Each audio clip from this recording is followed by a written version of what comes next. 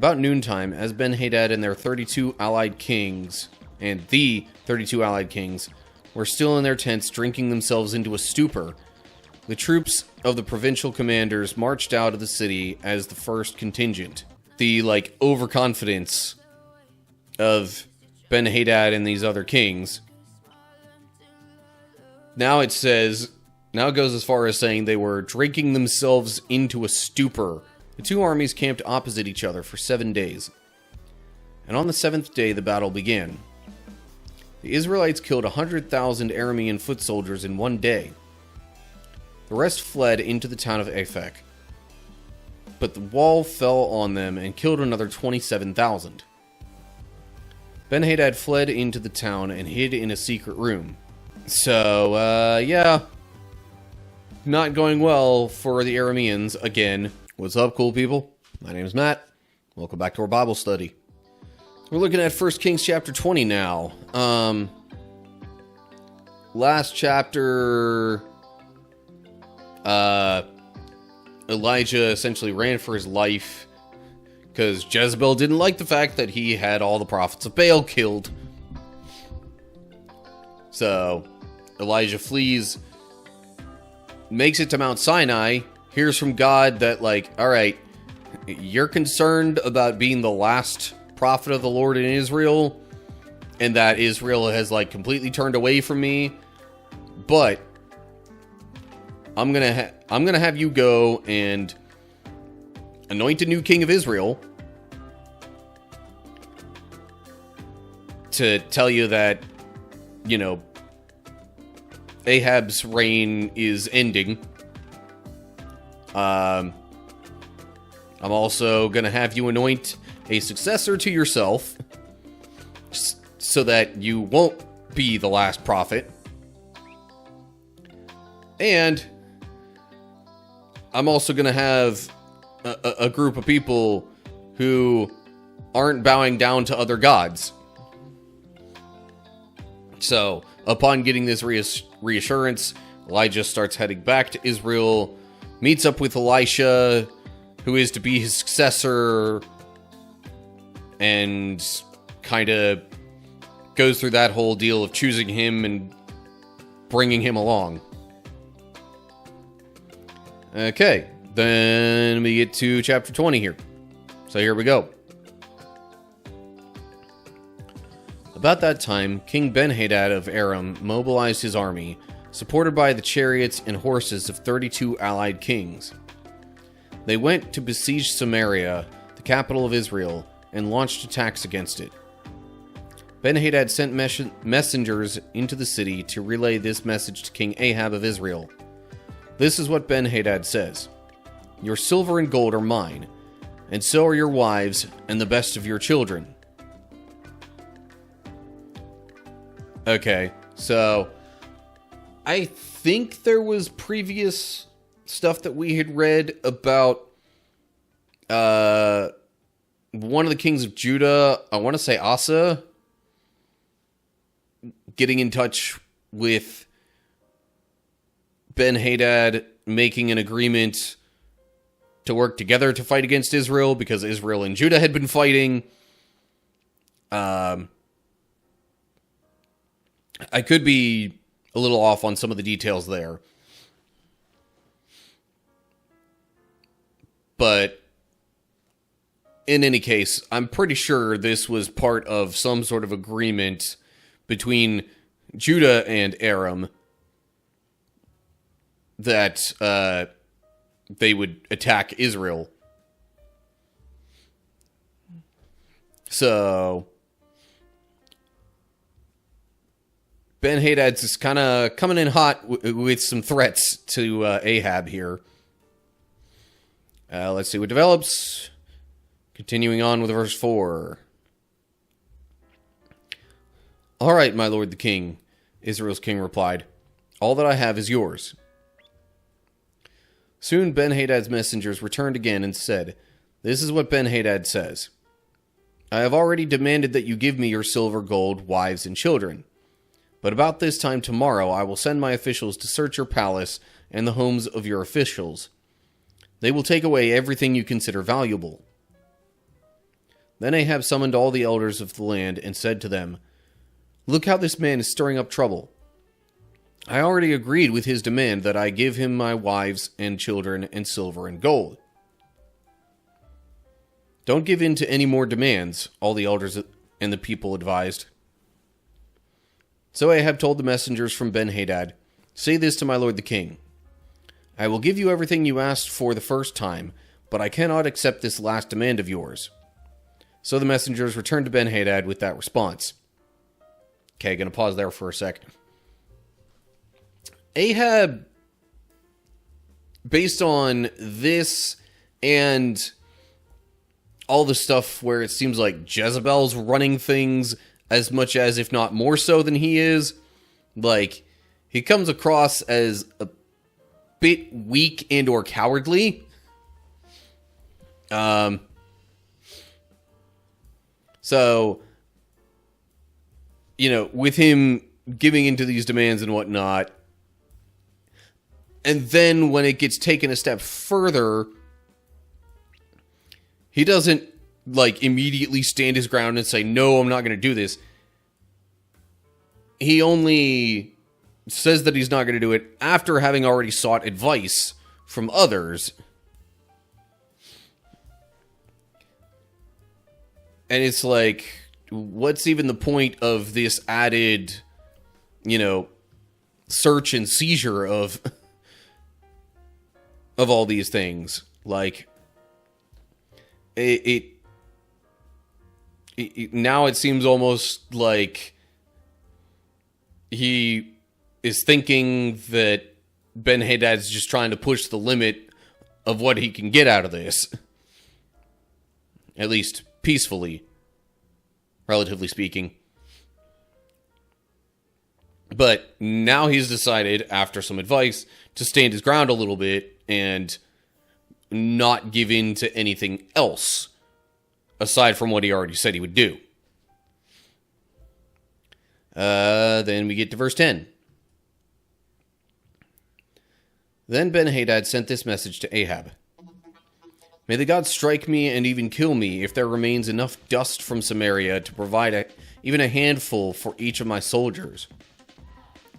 The king of Israel sent back this answer: "A warrior putting on his sword for battle should not boast like a warrior who has already won." Ahab's reply reached Ben-Hadad and the other kings as they were drinking in their tents. "Prepare to attack," Ben-Hadad commanded his officers. So they prepared to attack the city. So much for this being peaceful in any way. Seems like there's just going to be a battle here.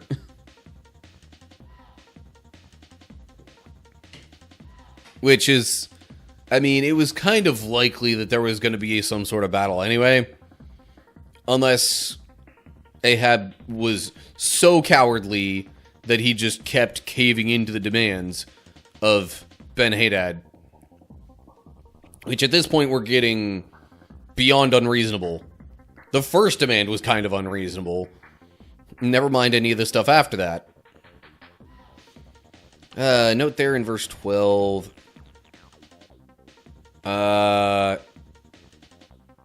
In their tents, or in Succoth. Succoth? I don't know. I tried to add a little more accurate pronunciation in there. So that was, because I thought that was the term for, the one festival thing that Israel had. Or maybe it was also the name of a place. Anyway.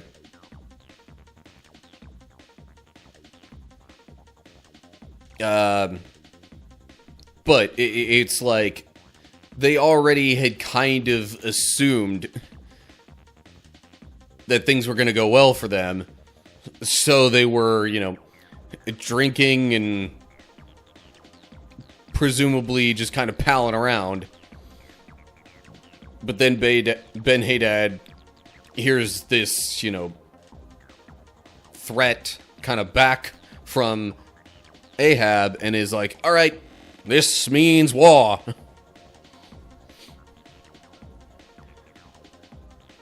Which we're probably about to get to in verse 13 here. Then a certain prophet came to see King Ahab of Israel and told him, "This is what the Lord says. Do you see all these enemy forces?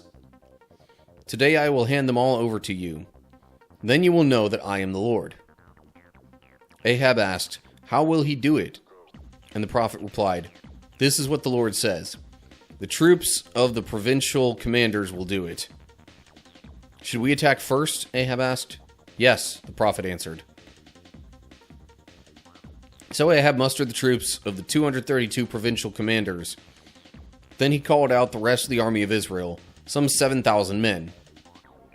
About noontime, as Ben-Hadad and their 32 allied kings, and the 32 allied kings, were still in their tents drinking themselves into a stupor, the troops of the provincial commanders marched out of the city as the first contingent. As they approached, Ben-Hadad's scouts reported to him, "Some troops are coming from Samaria." Okay. Let me just pause there for a bit.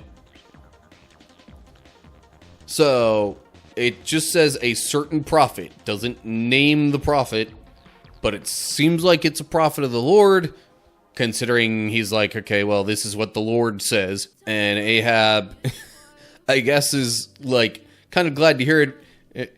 So, he's like, okay, great, but how's this all going to happen? What are the details? Should we, gather the troops and go ahead and march now? Or do we wait for them? Like, I'd like to know the battle plan here. Which, I mean, God doesn't necessarily always give us the plans, but I guess because of the details being mentioned here, coming from this prophet of the Lord, it's all supposed to indicate, okay, this is coming from the Lord as like a sign that, he's the true God.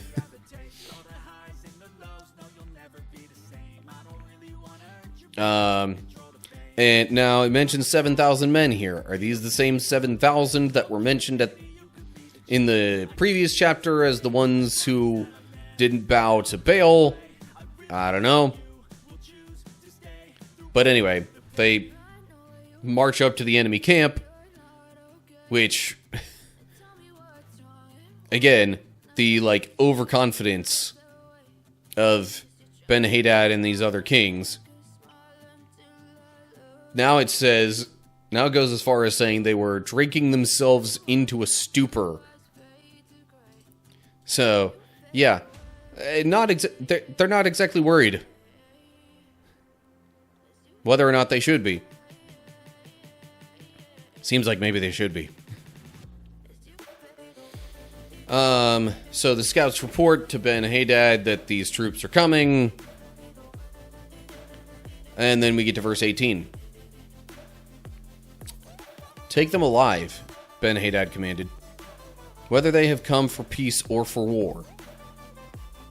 But Ahab's provincial commanders and the entire army had now come out to fight.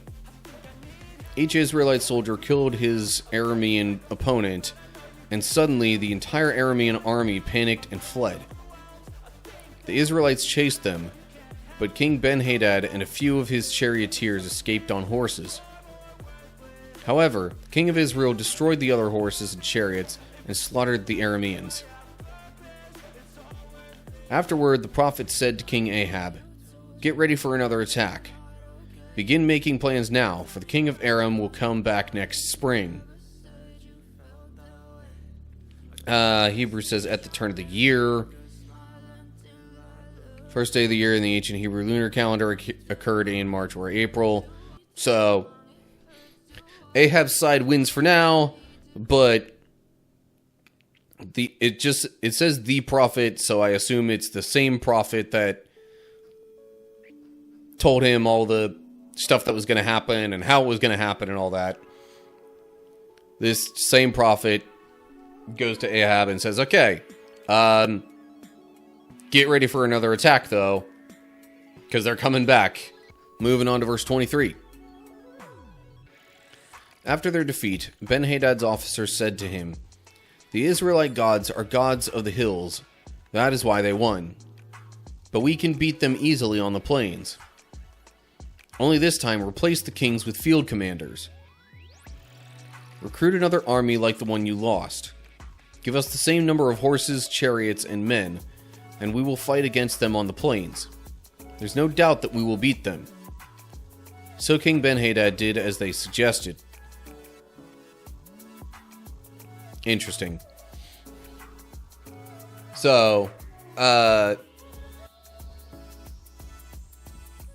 guess just because of the region where they lived, some of the other neighboring kingdoms assumed that, well, okay, this God of Israel is the God of just that, like, that's the God of their local area. We're not going to beat them on their own home turf because this God has power there.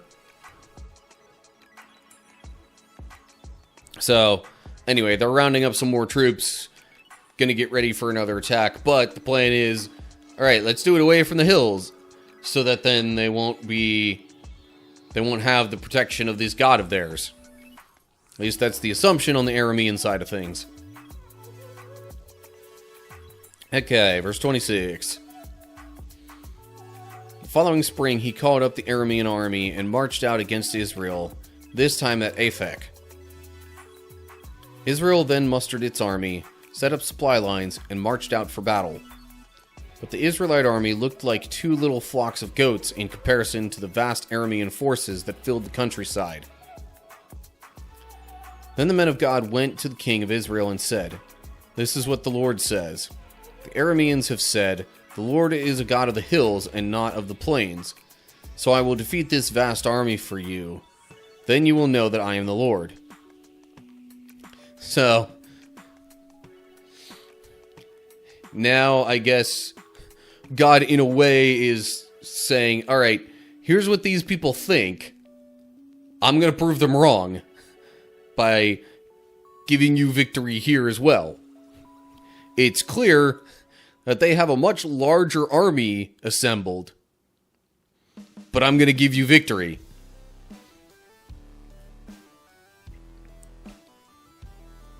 Kind of in a way, God,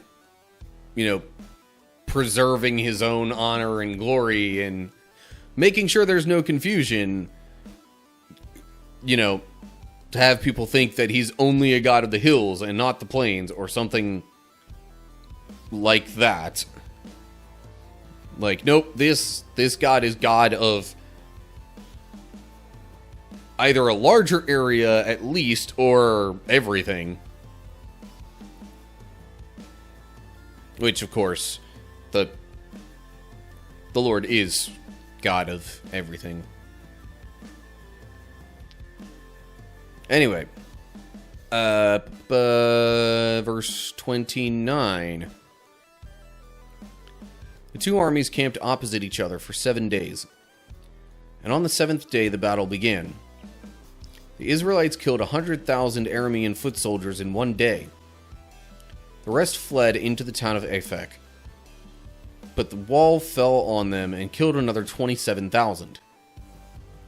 Ben-Hadad fled into the town and hid in a secret room. So, yeah. Not going well for the Arameans again. A bunch of them are killed in 1 day. They fall back to this town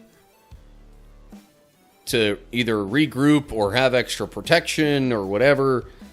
But then the thing that's supposed to help protect them collapses and kills like over a quarter of the men that had died in battle that day. Verse 31. Ben-Hadad's officer said to him, "Sir, we have heard that the kings of Israel are merciful.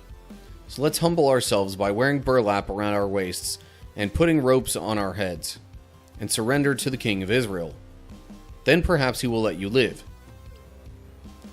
So they put on burlap and ropes, and they went to the king of Israel and begged. "Your servant Ben-Hadad says, 'Please let me live.'" The king of Israel responded, "Is he still alive? He is my brother." The men took this as a good sign and quickly picked up on his words. "Yes," they said, "your brother Ben-Hadad." "Go and get him," the king of Israel told them. When Ben-Hadad arrived, Ahab invited him up to his chariot. Okay, gonna pause there for a sec. So, after this one very dreadful day for the Arameans, they all kind of say, "Alright, you know what? Israel's known to be pretty merciful. It's clear we're not gonna win. Maybe if we just give ourselves up, make that totally clear and obvious, maybe they'll let us live now. And then we could just go back home, go back to our lives as they were, and not all die in battle like this." So, at the very least, Ahab is giving the impression that, yeah, he's going to be merciful to them. But he summons, them, or he tells them to go get Ben-Hadad. And then we get to verse 34. Ben-Hadad told him, "I will give back the towns my father took from your father, and you may establish places of trade in Damascus, as my father did in Samaria." Then Ahab said, "I will release you under these conditions." So they made a new treaty, and Ben-Hadad was set free. Almost makes me think, like, kind of, I don't know, reminds me a little bit of the Pirates movies. And, somebody saying parlay.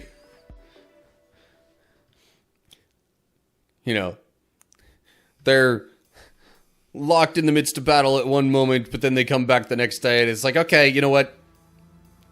I have terms that I would like to...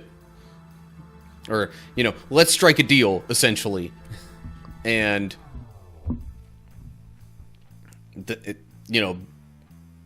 Ben-Hadad makes this concession as a, like, please just don't kill me. And Ahab's like, alright, sure, sounds good to me. We get towns back, more places of trade. Yeah, sounds like a solid win. And then he releases Ben-Hadad.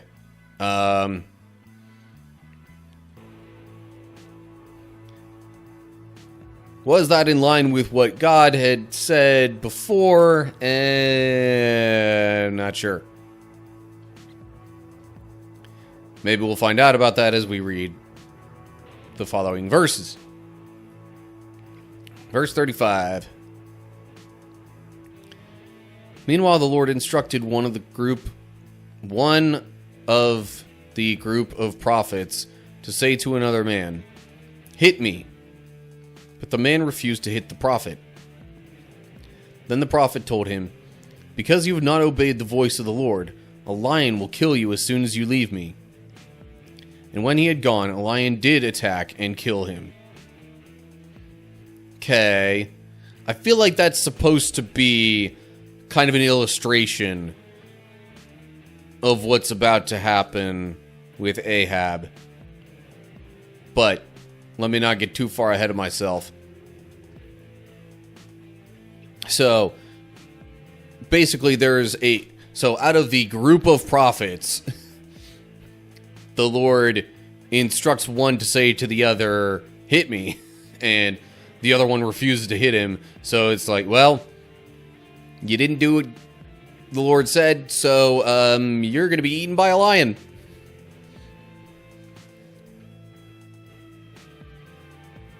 But we'll keep going with this and see how it develops here. Verse 37. Then the prophet turned to another man and said, "Hit me." So he struck the prophet and wounded him. The prophet placed a bandage over his eyes to disguise himself, and then waited beside the road for the king.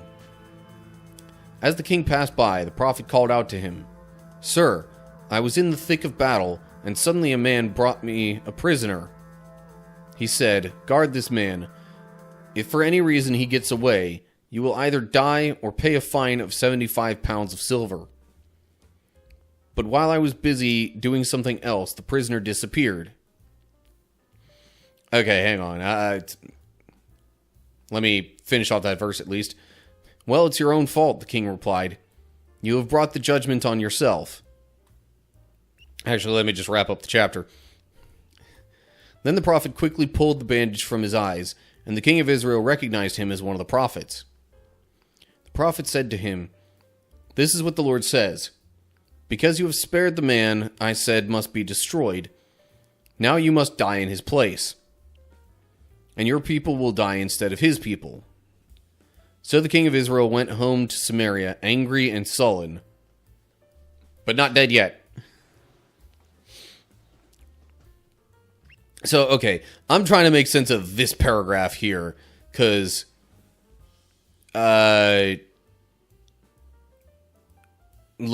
it seems odd to me. So, the prophet calls, the one who's disguising himself, this prophet calls out, says he was in the thick of battle, a man brought me a prisoner, and that man who brought the prisoner said, "Guard the prisoner, and if this prisoner gets away, you either die or pay a hefty fine."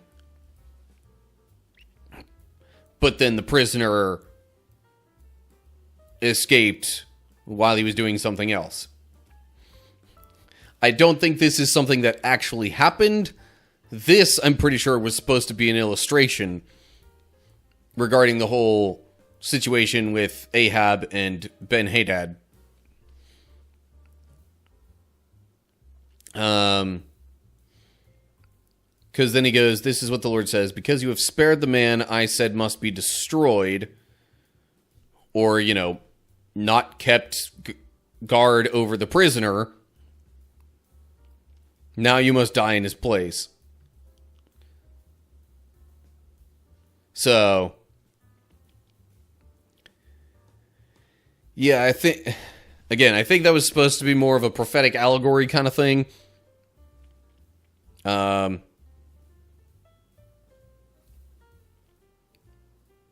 Anyway, so was the whole request to be hit just supposed to help with the disguise, I guess? I don't know. Let me look at some notes here. Hebrew says 1 talent instead of 75 pounds of silver. Point is quite a lot.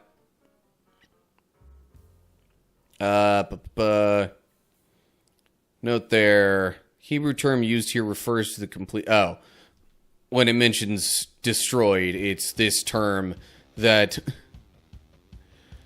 came up a lot back in, Joshua and those battles of taking control of the Promised Land. So, basically, Ahab did not do what the Lord had asked of him.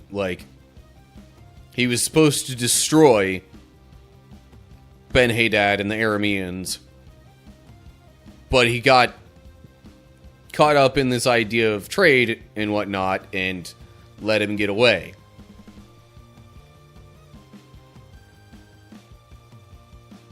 And so now this seems like it's kind of prophesying that, well, now the people of Israel are going to die instead, since he let the Arameans live. Possibly the Arameans are going to come back again and attack another time and win. We'll see. But, I'm trying to look back up here to see where it might have said, Arameans, I will defeat this vast army for you. It says defeat there, not destroy. Let me scroll back up to the first spot. Today I will hand them all over to you. Again, doesn't outright say, but, like, could also kind of imply that it was supposed to be, you know, defeat to the point of killing them. But anyway, so yeah, not a great word against Ahab. And all this apparently was taking place around the time that Elijah fled Israel and then heard from God to go back and anoint a new king and a prophet after him and all kinds of stuff like that. But that is all we've got for now. Okay, so basically a whole lot of fighting and conflict between Israel and Aram. I guess possibly with other kings and kingdoms involved. But, yeah. It was mentioned by God to Elijah that, you know, he should go back and anoint a new king for Israel. Maybe this is, you know, part of the events that happen that end up causing that to be needed in the first place. But we're not there yet. Ahab is not dead yet. But we'll see. As always, like and share if you enjoyed the video. Subscribe to the channel if you want to see more of my videos as I post them. Look down in the description for links to all my social media and all that kind of good stuff to keep up with what I'm doing. And of course, leave comments down below the description with any thoughts or questions or anything like that that you have. So that's going to do it for now. Hope you're all doing well. Hopefully I'll see you soon for another video. Whatever the case is, till next time, stay cool, people.